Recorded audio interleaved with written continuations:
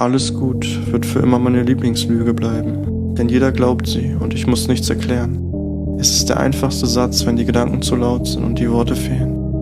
Wenn mein Inneres schreit, aber mein Mund still bleibt. Alles gut bedeutet, ich trage viel, aber ich zeige wenig.